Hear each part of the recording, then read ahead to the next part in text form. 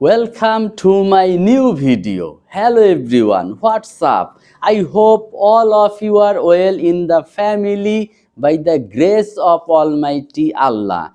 Today I would like to share with you what is English, and all of you should know that English is a subject or language. So I would like to share with you that English is not a subject.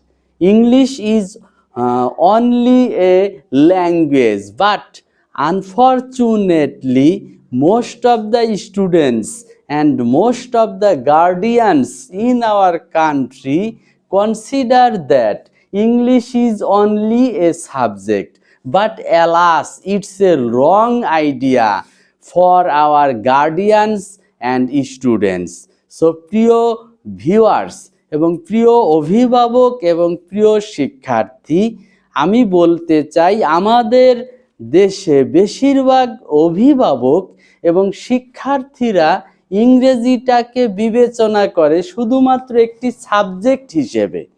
তারা শুধুমাত্র ইংরেজিটাকে তারা গ্রহণ করে যে ইংরেজি একটা বিষয়, এবং তারা ইংরেজিটাকে পারার জন্য তারা শুধুমাত্র মনে করে যে ইংরেজিতে A+ বা 80 মার্কস বা 70 মার্কস পেলেই হয়তো সে ইংলিশে সে দক্ষ হয়ে যাবে। বাট অ্যালাস, কিন্তু দুর্ভাগ্যের বিষয় যে ইংলিশ কোনো সাবজেক্ট না, ইংরেজি হচ্ছে একটা language. And all of you should know that English is an international language. Most of the people, and statistics show that about 60% million of people, 60% of million people use it as a first language.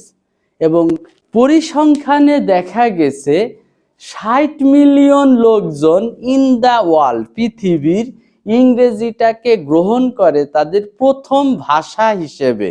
কিন্তু আমাদের দেশের শিক্ষার্থী এবং অভিভাবকরা মনে করে ইংলিশটা হচ্ছে একটি সাবজেক্ট, এবং তারা শুধুমাত্র তাদের সন্তানদেরকে, এবং যারা শিক্ষার্থী আছে তারাও মনে করে ইংরেজিতে আমি 80 মার্কস অর্থাৎ A+ পাইলেই হয়তো আমি ইংলিশে দক্ষ হয়ে গেলাম। বাট এটা সম্পূর্ণই একটা ভুল ধারণা। সো